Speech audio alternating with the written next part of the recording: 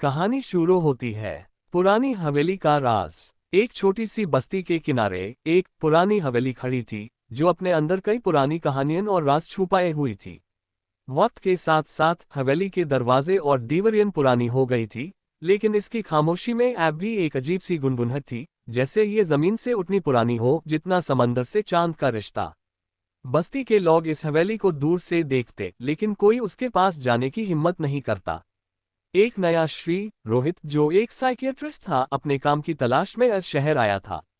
उसने कभी किसी भूत या ऐसी रूहानी बातों पर यकीन नहीं किया था। उसका मानना था कि जो कुछ भी होता है वो सिर्फ दिमाग का खलल होता है। उसके लिए सब कुछ साइंस के दायरे में था। उसका काम था लोगों के ज़हनी हालात को समझना और उन्हें इलाज देना, लेकिन उसका पहला केस कुछ ऐसा था जो सिर्फ मेडिसिन और साइकोथेरेपी से हल नहीं हो सकता था। हवेली का मालिक ठाकुर विजय सिंह एक बरसों से छुपा हुआ शख्स था। कहा जाता था कि उसका खानदान कभी समृद्ध और रईस था, लेकिन अब उसकी जिंदगी में सिर्फ अंधेरा और टैनाई रह गई थी। उसकी एक बेटी थी एवनी, जो अक्सर रातों में चीख चीख कर जग जाती थी।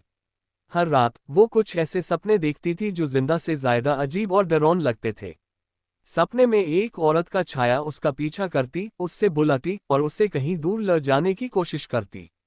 एवनी के सपनों ने उसकी जिंदगी को अजीब बना दिया था। ठाकुर साहिब ने कई डॉक्टर्स को दिखाया, लेकिन किसी के इलाज का असर नहीं हो रहा था। किसी ने कहा था कि ये सिर्फ ज़हनी टेंशन है, किसी ने कहा कि कोई पुरानी याद है जो उसको परेशान कर रही है। लेकिन जब कोई भी इलाज काम ना आया, तो ठाकुर साहिब ने एक नए साइकियाट्रिस्ट को बुलाया, रोहित।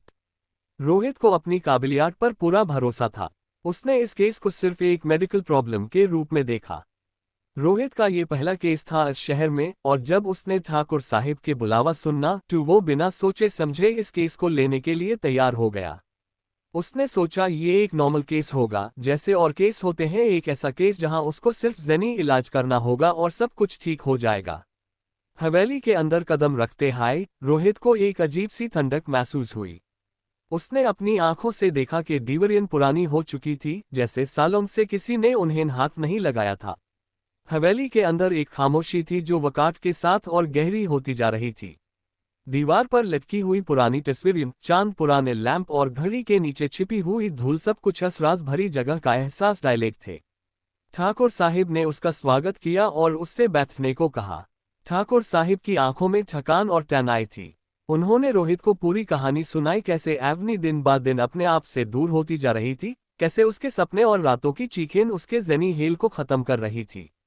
डॉक्टर साहब, मैं समझ नहीं पा रहा हूँ, ये सब क्या हो रहा है। हमारी बेटी एवनी को बचपन से ऐसे सपने नहीं आते थे। ये सब टू टैप से शुरू हुआ है जब से हम इस हवेली में आए हैं, ठाकुर साहिब ने घबराहट भरी आवाज में कहा। रोहित ने उनकी बात को गौर से सुना। उसने सोचा ये सिर्फ एक मेंटल हेल्थ का केस है। कोई पुरानी याद या ट्रॉमेटिक एक्सपीरियंस होगा जो एवनी के जहन में कहीं डैन है। लेकिन ठाकुर साहिब, आपको चिंता करने की जरूरत नहीं है। मैं अपनी थेरेपी के जरिए एवनी को इस मुश्किल से निकल दूंगा। रोहित ने उन्हें तसल्ली देने की कोशिश की। ठाकुर साहिब ने उसको एवनी के कमरे तक ले जाने का फैसला किया। कमरे में एक अजीब सी हवा थी। रोहित ने देखा कि एवनी एक कोना में बैठी हुई थी। उसकी आंखें खिड़की की तरफ थी, जैसे वो कुछ देख रही हो जो किसी और को नजर नहीं आ रहा था। उसका चेहरा बेजान और थका हुआ था और आंखों में एक अजीब सा खौफ था। रोहित ने उससे कुछ बेसिक सवाल पूछे। उसने जाना चाहा कि उसके सपने क्या होते हैं, वो कौन से चेहरे हैं जो उसको परेशान करते हैं। मैं उस औरत को देखती हूँ। वो पुरानी रंगन वाली चोली पहने होती है और उसके हाथ में एक छुरा होता है।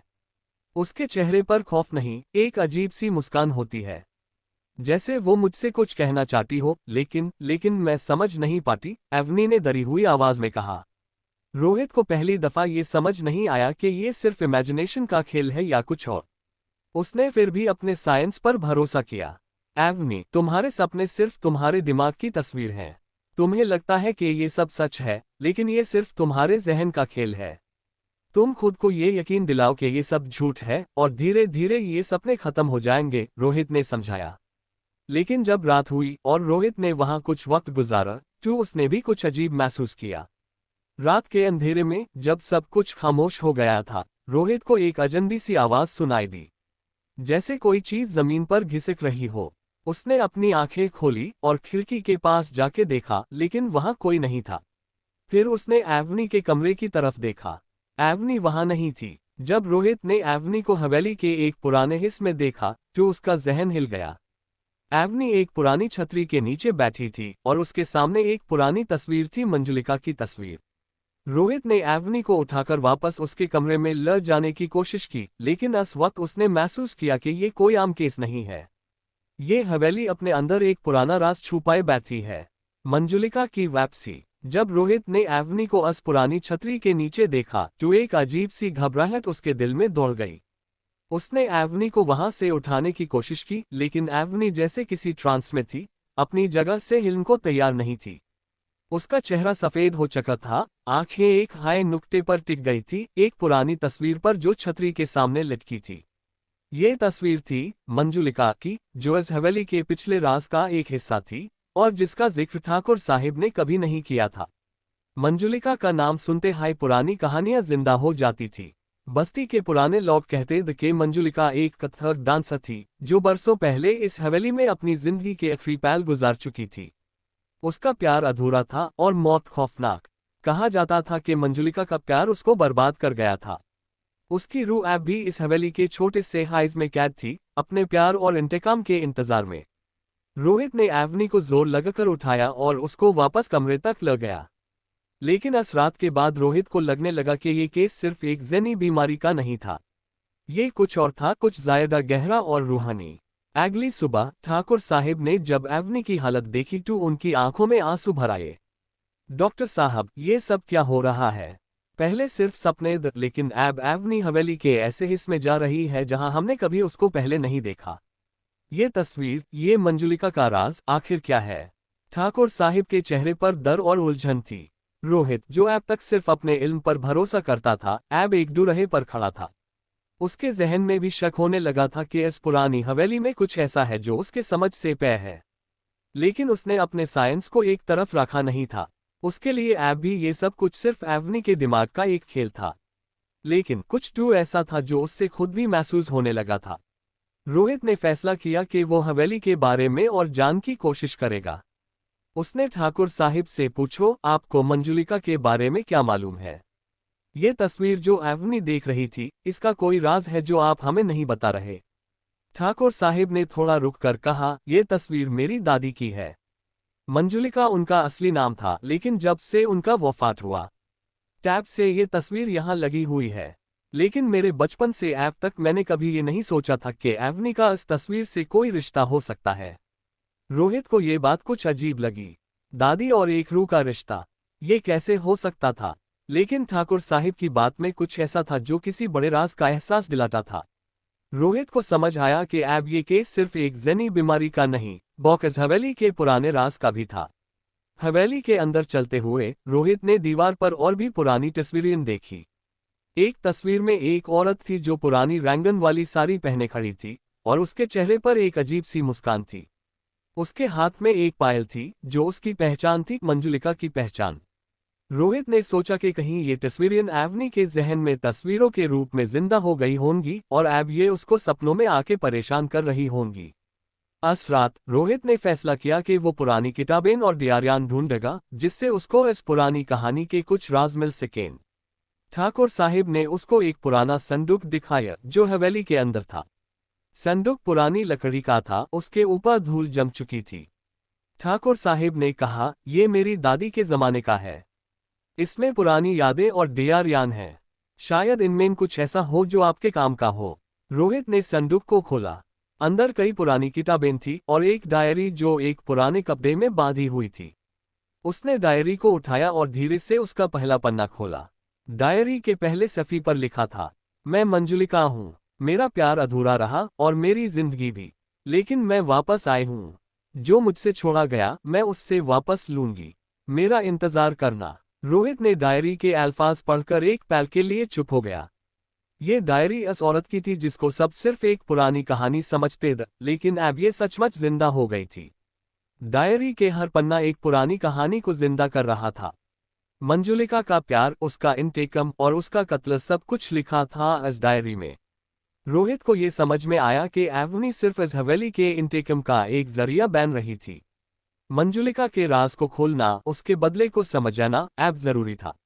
रोहित ने डायरी को घूर से पढ़ते हुए देखा कि मंजुलिका का इंतकाम सिर्फ उसके प्यार का नहीं था, बल्कि उसका कत्ल एक पुरानी साजिश का हिस्सा था। एक दिन जब रोहित ने डायरी का एक और पन्ना खोला, उसमें एक पुराना खत मिला। खत में लिखा था, जो तुम्हारा था वो मुझसे छीना गया, लेकिन मैं लौटूंगी और अपने प्यार को वापस पाऊंगी। ये अल्फाज सिर्फ एक रूहानी इंतकाम के नहीं, बल्कि एक पुरानी सियासी लड़ाई के भी लगते थे। रोहित ने सोचा कि कहीं ये पुराना राज हवेली के अंदर छुपी एक पुरानी लड़ाई का हिस्सा तो नहीं। उसी रात जब एवनी ने फिर से चीखना शुरू किया, रोहित को यकीन हो गया था कि मंजुलिका की रूह सचमुच वापस आ चुकी थी। लेकिन ये रूह सिर्फ एक हवेली में कैद रूह नहीं थी। इस बार मंजुलिका अपने साथ एक और कहानी लेकर आई थी।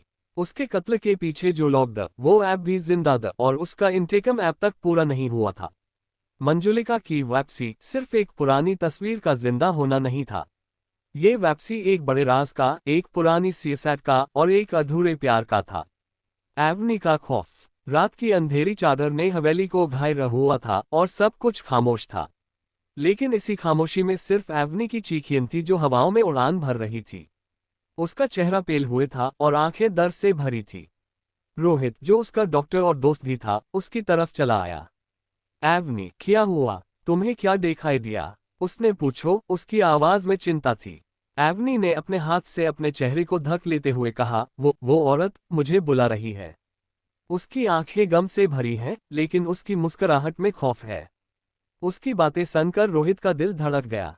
उसने देखा कि एवनी की हालत दिन ब दिन खराब होती जा रही है। तुम्हें कुछ नहीं होगा एवनी, तुम सिर्फ ये समझो कि ये सब तुम्हारे दिमाग का खेल है। रोहित ने तसल्ली देने की कोशिश की, लेकिन जब एवनी की आंखें धुंधली होने लगी तो रोहित को महसूस हुआ कि ये सिर्फ एक जनी बीमारी का निशान नहीं, बल्कि कुछ और था। हवेली के राज। अगली सुबह रोहित ने ठाकुर साहिब से अजहालेटन के बारे में बात करने का फैसला किया। हमें अज हवेली के पुराने राज को समझना होगा। मंजुलिका की कहानी को जान से शायद हमें एवनी की मदद मिल सके, उसने कहा। ठाकुर साहिब का चेहरा गमगीन था, लेकिन उन्होंने खुद को संभालते हुए कहा, मुझे ऐसा लगता है कि इस हवेली की कहानी काफी पुरानी है और शायद हमें इसमें कुछ गहराई से जाना होगा। ठाकुर साहिब ने उन्हें हवेली के पुराने हिस्से की तरफ ले गया। ये हिस्सा अभी तक अंजाम नहीं हुआ था, जहां अब तक कोई नहीं गया था। हवेली के अजीज की दीवारों पर पुरानी कलाई थी और जमीन पर पुरानी खुशबू थी। रोहित ने दीवार पर नजर डाली और देखा कि कुछ पुरानी तस्वीरें हैं जो मंजुलिका से जुड़ी हुई हैं। अनमेन से एक तस्वीर ने उसका दिल खींच लिया। इस तस्वीर में मंजुलिका एक खुशनुमा औरत थी, लेकिन उसकी आंखें गम भरी थी। उसकी मुस्कुराहट में कोई डर था, लेकिन उसकी आंखें कह रही थी कि वो खुद को बेचैन महसूस करती है। ये सब क्या है ठाकुर साहिब? क्या आपको इसके बारे में कुछ पता है? रोहित ने पूछो। ये हवेली मेरे परिवार की है। मेरे दादा ने मुझे बताया था कि मंजुलिका की कहानी काफी पुरानी है।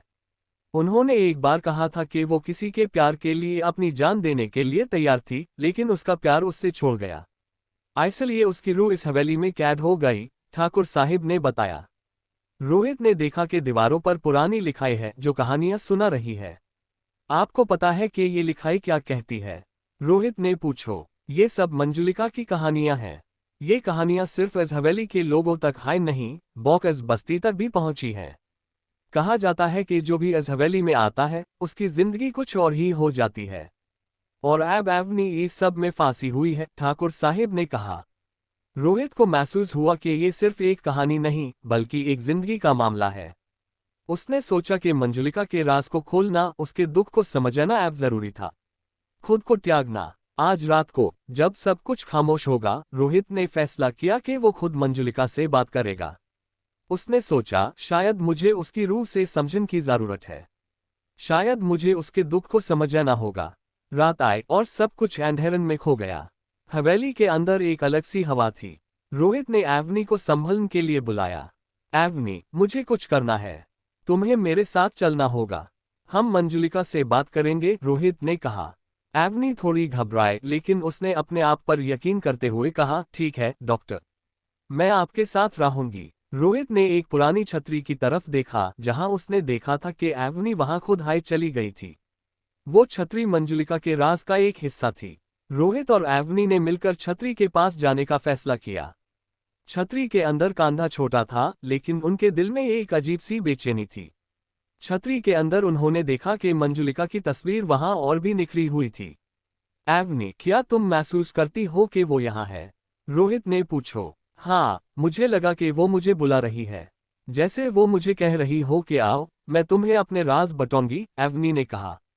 रोहित ने सोचा, ये सिर्फ एक इल्यूजन है। ये सब एवनी का दिमाग है। लेकिन जब उन्होंने छतरी का दरवाजा खोला तो उन्हें एक अजीब सा महसूस हुआ। छतरी के अंदर अंधेरा था, लेकिन एक गर्मी थी जो उन्हें अंदर खींच रही थी।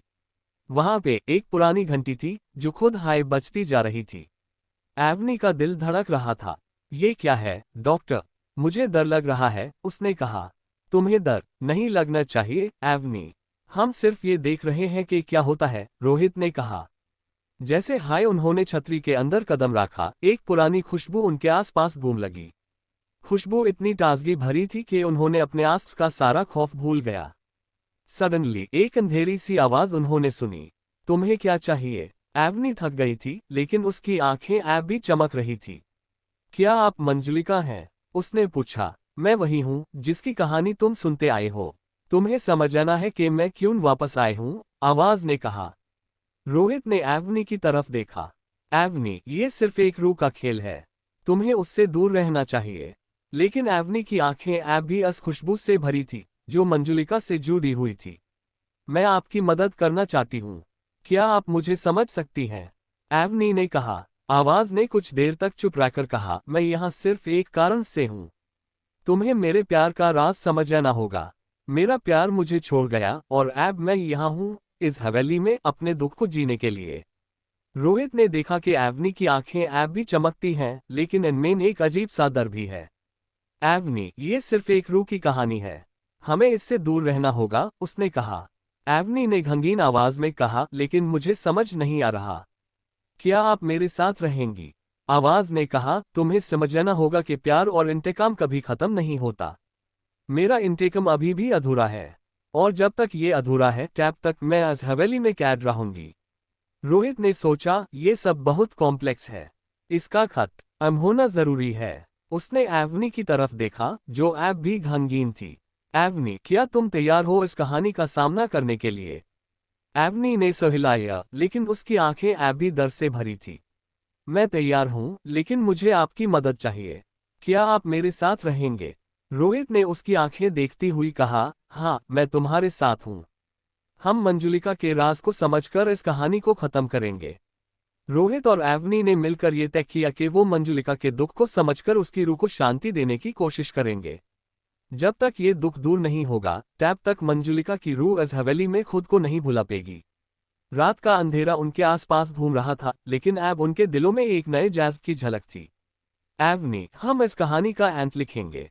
तुम्हें सिर्फ अपने आप पर यकीन रखना होगा, रोहित ने कहा। एवनी ने एक गहरी सांस लेते हुए कहा, मैं तैयार हूं, डॉक्टर। आज से मैं अपने दुख का सामना करने के लिए तैयार हूं। ये कहकर दोनों ने मिलकर मंजुलिका की कहानी का सामना करने का फैसला किया। हर एक राज को खोलना, हर एक दुख को समझना और हर एक खौफ को दूर करना उनका मकसद बन गया। क्या ये दोनों इस कहानी को खत्म कर पेंच?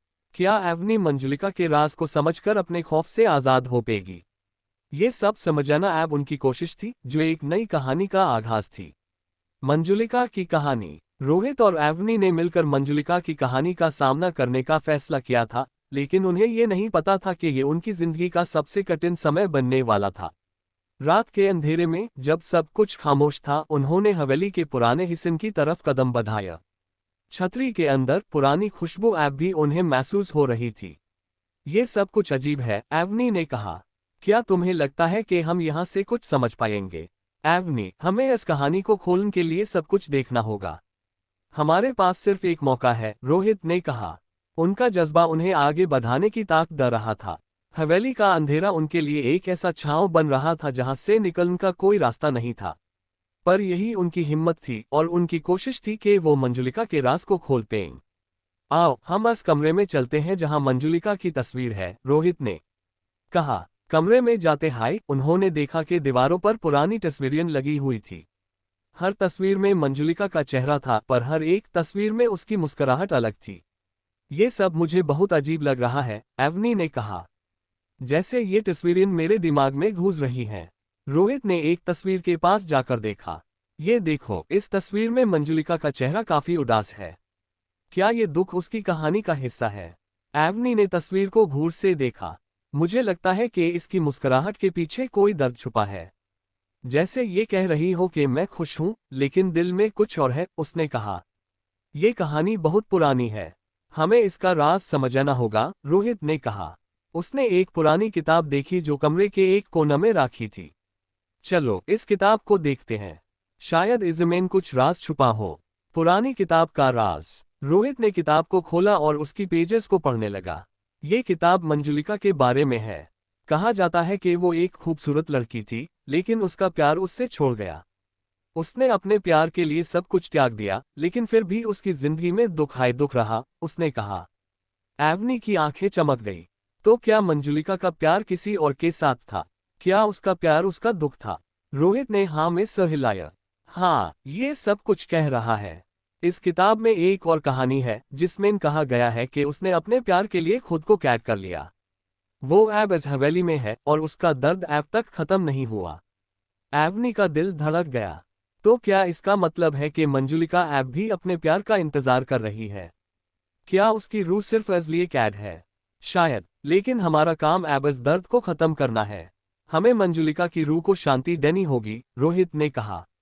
उसने सोचा कि इस कहानी को समझने के लिए उन्हें मंजुलिका के प्यार को खोजना होगा।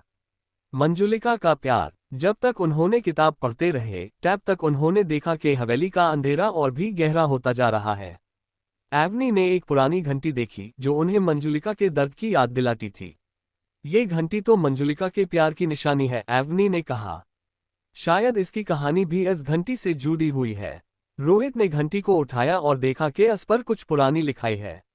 ये लिखाई कहती है कि जब भी कोई इस घंटी को बजाता है, मंजुलिका की कहानी जिंदा हो जाती है। इसलिए शायद इस घंटी का इस्तेमाल करना होगा। एवनी ने मुस्कुराते हुए कहा, शायद अगर हम इस घंटी को बजाते हैं तो मंजुलिका अपने प्यार की कहानी को सुना सकेगी। चलो फिर इस घंटी को बजाते हैं, रोहित ने कहा। उन्होंने घंटी को अपने हाथों से उठाया और यूज बजे। जैसे हाई घंटी की आवाज सुनाई दी, हवेली के अंदर एक अजीब सी खुशबू छाई। तारांकन, मंजुलिका का आविर्भाव। तारांकन। आवाज सुनते हाय हवेली में एक शोर मच गया।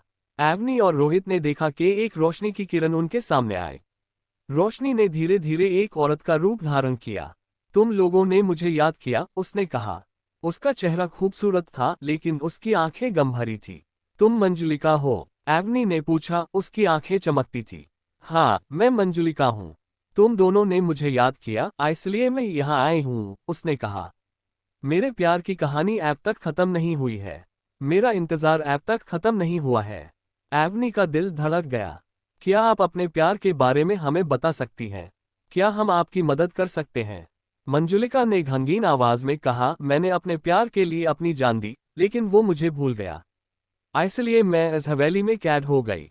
रोहित ने पूछो, लेकिन आपको अब क्यों आना पड़ा?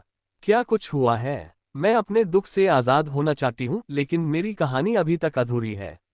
मैं अपने प्यार की तलाश में हूँ, लेकिन मुझे पता नहीं कि वो ऐप कहाँ है, मंजुलिका ने कहा। मंजुलिका का दुख। एवनी ने सोचा, क्या आप अपने प्यार का नाम बता सकती हैं? उसका नाम विक्रम था। वो मेरा सब कुछ था, लेकिन एक दिन वो मुझे छोड़कर चला गया। मैं उससे तलाश करती रही, लेकिन वो कभी नहीं आया।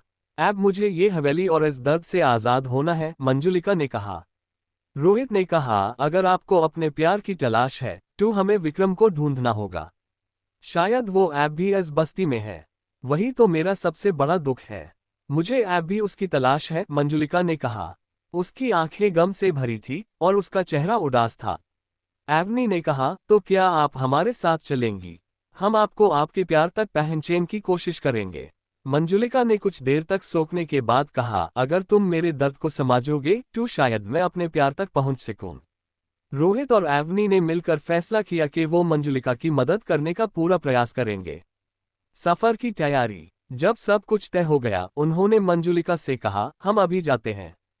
हमें विक्रम को ढूंढना होगा। मंजुलिका ने हाँ में सर हिलाया, लेकिन उसकी आंखें अब भी गम भरी थी। मुझे उम्मीद है कि तुम मुझे मेरे प्यार तक पहचान में मदद करोगे, उसने कहा।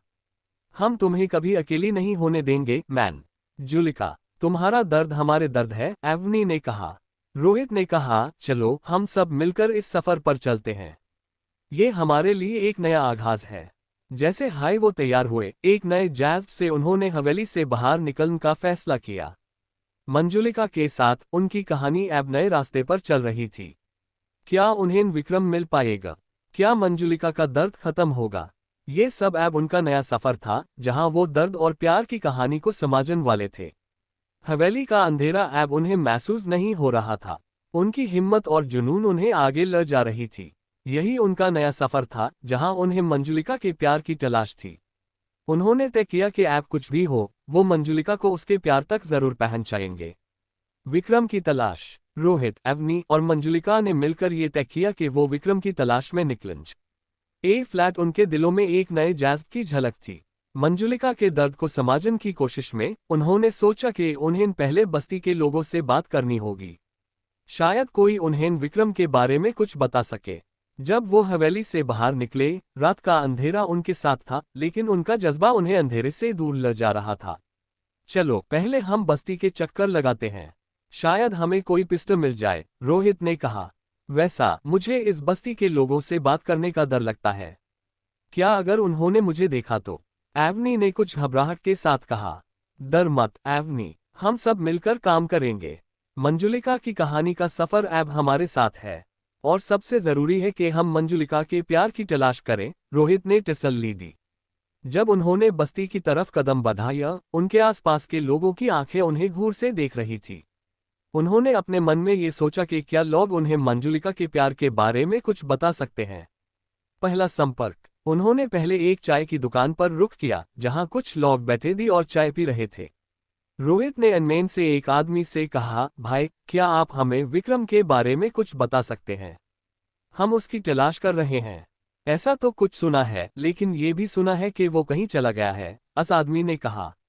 किसी ने सुना था कि उसने मंजुलिका को भूल दिया है। उसकी कहानी पुरानी है, लेकिन अब कोई इस पर बात नहीं करता।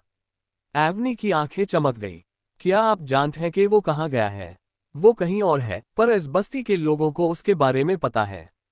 अगर आप उसकी तलाश में हैं, तो आपको पहले उन लोगों से बात करनी होगी जो उससे जानते हैं, उस आदमी ने कहा। कौन है जो उससे जानता है? रोहित ने पूछा। शायद अमीरा आंटी आपकी मदद कर सके। वो पुरानी है, लेकिन उसने सब कुछ देखा है। उससे मिलने चलो, उसने कहा। अमीरा आंटी से मुलाकात। रोहित, एवनी और मंजुलिका ने अमीरा आंटी के घर की तरफ कदम बढ़ाया। अमीरा आंटी का घर पुरानी दीवारों से बना हुआ था और उसके बाहर एक पुराना पीपल का दरख्त था। उन्होंने घर का दरवाजा नॉक किया। कौन है? अमीरा आंटी की आवाज सुनाई दी। नमस्ते आंटी, हम आपसे कुछ बात करना चाहते हैं, रोहित ने कहा। दरवाजा खुलता है और अमीरा आंटी एक पुरानी और समझदार औरत के रूप में दिखाई दी। क्या चाहिए बेटा? हम विक्रम की तलाश कर रहे हैं। क्या आप उसके बारे में कुछ जानती हैं? एवनी ने कहा। अमीरा आंटी ने थोड़ा सोचकर कहा, हाँ विक्रम को तो मैं जानती हूँ, लेकिन उसकी कहानी सुनना चाहते हो? वो एक दर्द भरी कहानी है। एवनी ने कहा, हाँ आंटी, हमें पता करना है कि वो कहाँ है। मंजुलिका को उसकी तलाश है। अमीरा आंटी ने उन्हें घर के अंदर बुलाया। आओ बैठो, मैं तुम्हें विक्रम की कहानी सुनाती हूँ, उसने कहा। विक्रम की कहानी। अमीरा आंटी ने अपनी कहानी शुरू की। विक्रम और मंजुलिका एक दूसरे से बेहद प्यार करते थे। दोनों का प्यार छुप नहीं सकता था, लेकिन एक दिन कुछ ऐसा हुआ जो उनके प्यार को तोड़ दिया। मंजुलिका का दर्द 10 दिन से शुरू हुआ जब विक्रम ने उसका साथ छोड़ दिया। लेकिन क्यों? रोहित ने पूछो। वो एक ऐसे घर से था जहां पर उसकी शादी किसी और से तय हो गई थी। उसने मंजुलिका से खुद को अलविदा कह दिया, लेकिन उसका दिल उसकी तरफ था, अमीरा आंटी ने कहा। एवनी ने कहा, क्या वो अब भी इस बस्ती में है? उसकी कहानी सुन के बाद मुझे लगता है कि वो अब इस बस्ती में नहीं है। उसने अपने प्यार के लिए कुछ नहीं किया और मंजुलिका के दर्द से भाग गया, अमीरा आंटी ने कहा। पर क्या आपको पता है कि वो कहाँ गया? रोहित ने पूछा। शायद वो किसी और शहर में है। मैंने सुना था कि उसने एक नई जिंदगी शुरू की है, लेकिन मंजुलिका की कहानी अब तक छुपी हुई है, अमीरा आंटी ने कहा। नई सोच। उन्हें अमीर आंटी की कहानी ने गमगीन कर दिया। एवनी ने कहा, हम क्या करें? क्या हम विक्रम को खोजने के लिए नया रास्ता ढूंढ सकते हैं?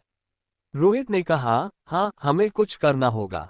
अगर विक्रम चला गया है तो हम उसकी नई जिंदगी के बारे में पता लगा सकते हैं। अमीरा आंटी ने कहा, अगर तुम्हें विक्रम ढूंढना है तो तुम्हें उसके दोस्तों से मिलना होगा। शायद उन्होंने विक्रम के बारे में कुछ सुना हो। जी आंटी, हम उनसे मिलने की कोशिश करते हैं, रोहित ने कहा। विक्रम के दोस्तों की तलाश। उन्होंने अमीरा आंटी से नया पता लिया जहां विक्रम के दोस्त रहते थे। क्या तुम्हें पता है कि वो कहाँ मिलेगा? एवनी ने पूछो। वो 4 दोस्त हैं जो उसके साथ पढ़ते थे। शायद इनमें से कोई उसकी मदद कर सके, अमीरा आंटी ने कहा। उन्होंने नया एड्रेस नोट किया और उस तरफ चलते रहे। रास्ते में एवनी थोड़ा घबराए हुए कहने लगी, अगर वो सब कुछ भूल गए हैं तो क्या होगा? क्या हमने सही कदम उठाया? डर मत एवनी, हम मंजुलिका की मदद करने आए हैं। हमारे साथ मंजुलिका है। अगर कोई हमारे रास्ते आता है तो हम उनसे समझाने की कोशिश करेंगे, रोहित ने कहा। जैसे हाय उन्होंने चक्कर लगाया, उनका दिल उम्मीद से भरा हुआ था। विक्रम के दोस्तों से मुलाकात। जब उन्होंने विक्रम के दोस्तों का घर देखा तो उनका दिल धड़क रहा था। घर पुराना था लेकिन बाहर एक महफिल का आह्वान था। उन्होंने दरवाजा नॉक किया और अंदर से एक लड़का बाहर आया। क्या चाहिए? हम विक्रम के दोस्तों से मिलना चाहते हैं। क्या आप हमें उनसे मिलाने में मदद कर सकते हैं? रोहित ने कहा। विक्रम, हमने सुना है कि वो अब इस शहर में नहीं है, असलाक ने कहा। लेकिन क्या आप उससे जानते हैं? एवनी ने पूछा। उसने अपने प्यार को भूल दिया। उसकी कहानी यह है कि वो नई जिंदगी शुरू कर चुका है, उसने कहा। लेकिन हम मंजुलिका की तलाश में हैं। क्या आपको पता है कि वो कहाँ गया? रोहित ने कहा। असलाक ने थोड़ा सोचकर कहा, उसने सुना है कि वो किसी नई जिंदगी की तलाश में है। शायद चला गया है, पर उसके दोस्तों को इस बारे में कुछ नहीं पता। एक नई उम्मीद। रोहित और एवनी का दिल थोड़ा गमगीन हो गया। लेकिन हमारे पास अब भी एक मौका है। हमें विक्रम का पता करना होगा। अगर वो अब भी इस शहर में है तो शायद हम उससे ढूंढ पेंच। रोहित ने कहा। मंजुलिका की आंखें अब भी उम्मीद से भरी थी। क्या तुम मुझे मेरे प्यार तक पहुंचने में मदद करोगे? उसने कहा। हम तुम्हें कभी अकेली नहीं होने देंगे मंजुलिका। हमें अब एक प्लान बनाना होगा, एवनी ने कहा। उन्होंने मिलकर सोचा कि क्या करना चाहिए। शायद हमें इस शहर की तरफ जाना होगा जहां विक्रम नई जिंदगी जीने गया है। हमें उससे ढूंढना होगा, रोहित ने कहा। बिल्कुल, अगर हमारी तलाश यहां से शुरू होती है तो हम एक नए रास्ते पर कदम रख सकते हैं, एवनी ने कहा। नई मंजिल की तलाश। मंजुलिका के साथ उन्होंने नए जज्ब से अपने सफर का आगाज किया। ए फ्लैट उन्हें नई मंजिल की तलाश थी जहां शायद वो अपने प्यार को पा सकती थी। उन्होंने तय किया कि उनकी दर्द भरी कहानी का एक नया आगाज होगा। चलो, अब हमें नई जिंदगी के रास्ते पर चलना है। हमारा सफर अभी शुरू हुआ है, रोहित ने कहा। एवनी ने मुस्कुराते हुए कहा, हम तुम्हारे साथ हैं मंजुलिका। चलो, हम सब मिलकर इस दर्द को खत्म करते हैं। जब वो नई मंजिल की तरफ बढ़ रहे थे, उन्होंने सोचा कि क्या उन्हें विक्रम मिल पाएगा। क्या मंजुलिका अपने प्यार को पा पाएगी? ये अब उनका नया सफर था जहां उन्हें दर्द और प्यार की कहानी को समझ जाना था। और सबसे जरूरी बात, उन्होंने तय किया कि वो मंजुलिका को उसके प्यार तक जरूर पहुंचाएंगे।